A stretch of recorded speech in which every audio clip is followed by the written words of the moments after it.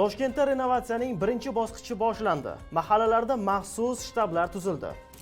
Eski avtomobil egasiga ekologik kompensatsiya to'lanishi kerakligi haqidagi qonun loyihasi muhokamaga qo'yildi.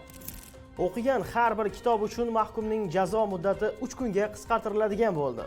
Samarqandda yo'l transport hodisasi sodir qilgan Damas haydovchisi mashinadan tushib qoldi. Kun davomida kunimizni yoritgan muhim mahalliy yangiliklar tafsiloti bilan tanishtiramiz. Assalomu alaykum. Toshkentda renovatsiyaning birinchi bosqichi boshlandi. Unda aholi, tashabbuskor guruhlar va loyiha ishtirokchilariga renovatsiya jarayoni, ko'chirish shartlari, kompensatsiya tartibi hamda boshqa muhim masalalar yuzasidan batafsil ma'lumot berish ko'zda tutilgan. Bosqich doirasida Yashnobod tumanidagi Jarqo'rg'on, Mirobod tumanidagi Fitrat hamda Sergeli tumanidagi Xonobod tepa mahallalarida maxsus shtab ish boshladi.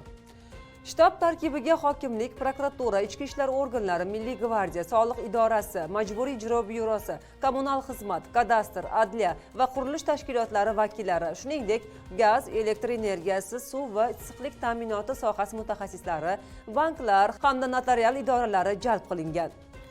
Ta'kidlanishicha, shtabning asosiy vazifasi aholi bilan bevosita muloqot qilish, renovatsiya mexanizmlarini tushuntirish, fuqarolarning savollariga javob berish, ularning taklif va mulohazalarini o'rganish hamda har bir oilaning o'ziga xos holatlarini inobatga olishdan iborat.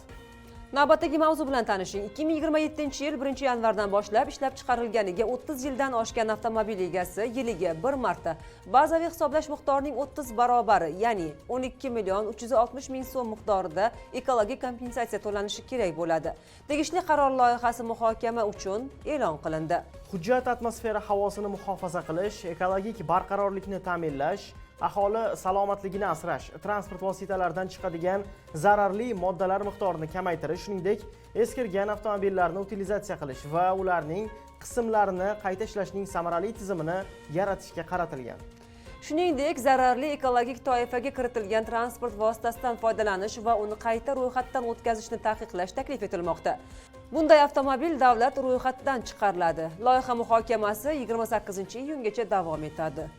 Keyingi mavzu bilan davom etamiz. Jazoni ijro etish muassasasida saqlanayotgan mahkumning ma'naviy axloqiy qadriyatlarga oid adabiyotlarni o'qishi va o'zlashtirishini baholashning yangi mexanizmi joriy etildi. Unga ko'ra, test sinovidan muvaffaqiyatli o'tgan mahkumning jazo muddati o'qigan har bir kitobi uchun 3 kunga qisqartirilishi mumkin. Biroq 1 yil davomida qisqartiriladigan muddatning umumiy hajmi 30 kundan oshmaydi. Hujjatga ko'ra, Respublika Ma'naviyat va ma'rifat markazi, Alisher Navoiy nomidagi O'zbekiston Milliy kutubxonasi hamda O'zbekiston Yozuvchilar uyushmasi hamkorligida mahkumlar uchun maxsus adabiyotlar ro'yxati shakllantiriladi va har yili yangilanadi. Mahkum o'qigan kitobi bo'yicha maxsus elektron tizim orqali test sinovidan o'tadi. Test 100 ballik tizim asosida baholanadi va muvaffaqiyatli natija qayd etilishi uchun kamida 70 ball to'plash talab etiladi. Navbatdagi mavzu bilan tanishtiramiz. Samarqand viloyatida Damas rusumli avtomobil haydovchisi boshqaruvni yo'qotib, yuk mashinasiga urilgani aks etgan video tarqaldi. Videoda haydovchi mashinasini yo'lning asfalt bo'lmagan chetki qismida katta tezlikda boshqarib, o'zidan oldinda ketayotgan boshqa mashinalarni quvib o'tishga uringani, ammo boshqaruvni yo'qotib, yuk mashinasiga urilgani. Haydovchi esa mashinadan tushib qolgani aks etgan. Yo'l harakat xavfsizlik xizmati xabariga ko'ra, holat 9-iyun kuni Paxtachi tumanidan o'tgan M37 avtomobil yo'lida sodir bo'lgan. Ta'kidlanishicha, Damas rulida bo'lgan 35 yoshli haydovchi tan jarohatlari bilan shifoxonaga yotqizilgan. Holat yuzasidan surishtiruv harakatlari olib borilmoqda. Sizga yetkazmoqchi bo'lgan xabarlarimizning so'nggisi shu edi. Xayr, salomat bo'ling.